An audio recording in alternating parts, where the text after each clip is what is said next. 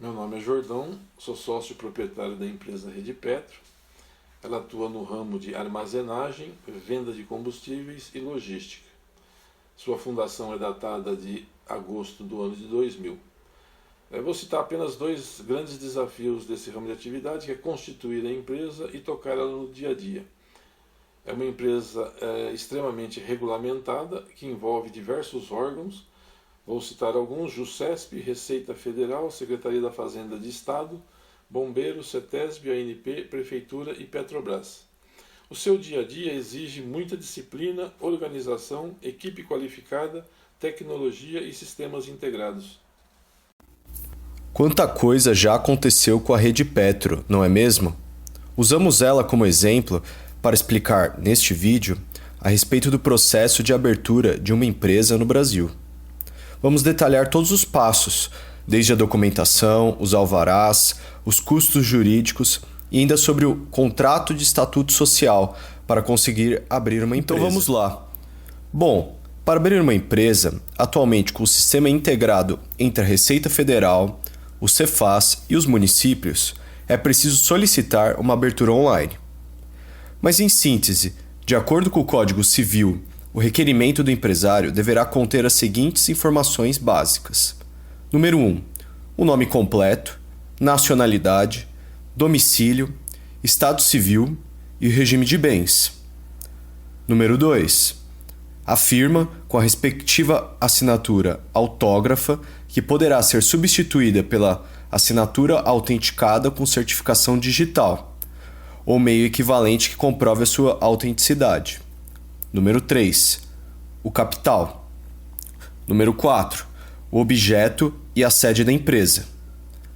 Assim, a Receita e o Cefaz liberam o pedido pelo sistema online e o empresário pode dar entrada do seu contrato social com as informações acima na junta comercial do estado da empresa. Porém, deve-se ressaltar que o sistema do MEI é simplificado. O processo de abertura, registro, alteração e baixa do microempreendedor individual, de que trata o artigo número 18A da Lei Complementar número 123, de 14 de dezembro de 2006, bem como qualquer exigência para o início de seu funcionamento, deverão ter trâmite especial e simplificado, preferentemente eletrônico e opcional para o empreendedor.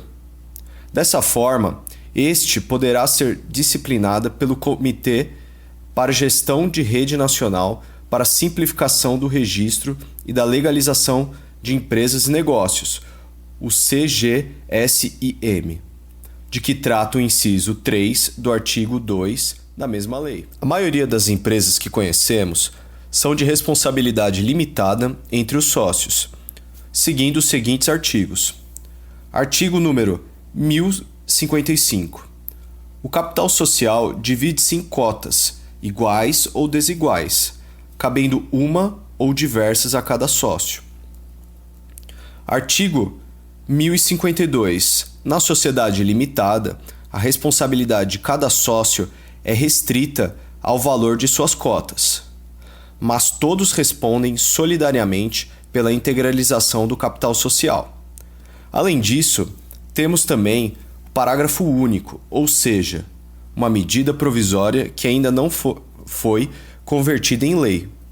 Nela é dito: a sociedade limitada pode ser constituída por uma ou mais pessoas, hipótese em que se aplicarão ao documento de constituição do sócio único, no que couber as disposições sobre o contrato social.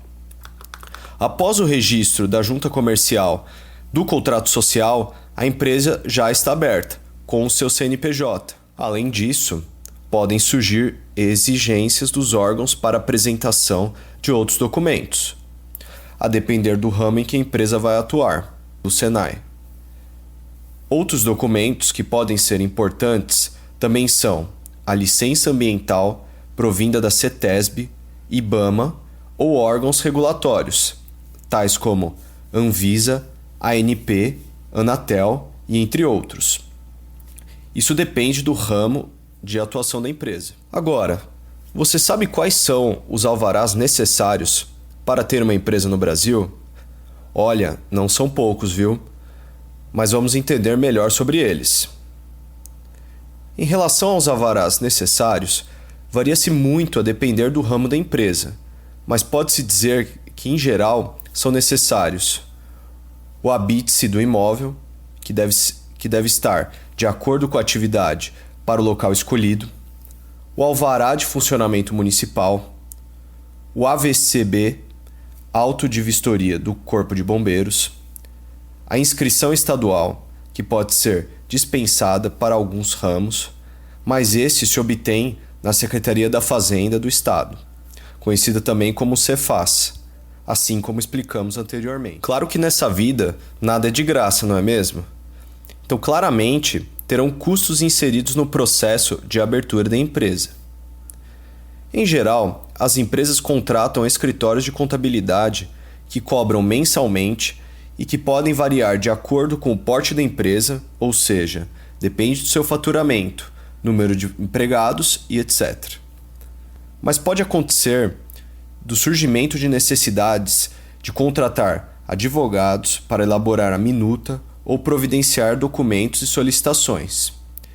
Estes honorários serão contratados caso a caso, observando-se o mínimo da tabela da OAB, para se estabelecer valores a serem cobrados.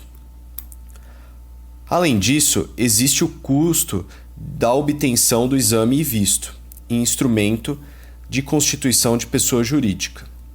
Esse contém o valor de aproximadamente R$ 1.430.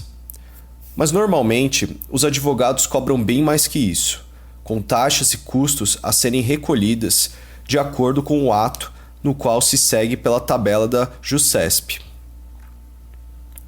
Pode-se destacar também que existem taxas fixas, tais quais a DARE, que é um documento de arrecadação de receitas estaduais, a DARF, documento de arrecadação de receitas federais, a junta comercial, o certificado digital, honorários de contabilidade, que não deixam de ser uma exigência para se manter uma empresa. No estado de São Paulo, por exemplo, a soma dessas taxas fica em torno de R$ 675 e R$ 751, dependendo do tipo de empresa que será aberta, sociedade, EIRELI ou empresário individual. Acabou? Ainda não, mas estamos no finalzinho já. Para concluir o processo de abertura de uma empresa, todas as etapas anteriores são finalizadas por intermédio da criação de um contrato social para a empresa. Devemos lembrar que todo contrato social tem que prever cláusulas que afirmam informações como objeto social, duração da sociedade, capital social, administração, deliberações dos sócios, modificação do contrato social, cessão de cotas, exclusão de sócios, demonstrações contábeis, destinações de lucros, fusão, incorporação, cisão e transformação, dissolução, liquidação e extinção e, por fim, o foro da eleição. Caso ocorra alguma divergência, os sócios podem eleger foro com um juiz arbitral, sem envolver o Poder Judiciário, para que entre em um acordo. Exatamente por isso que o Estatuto Social da empresa é um elemento extremamente importante. Ele não só proporciona uma segurança jurídica para os sócios, como também garante a criação de uma atividade econômica legitimada pelas leis, regimentos constitucionais do Brasil. Afinal, independente do conflito ou situação em que a empresa é exposta, os acordos firmados em contrato deverão ser seguidos por todas as partes responsáveis. Um exemplo muito comum de conflito no contrato social das empresas é em caso de morte de um sócio, sendo necessário discutir como vai ser a entrada de seus sucessores, ou caso não entre sucessores.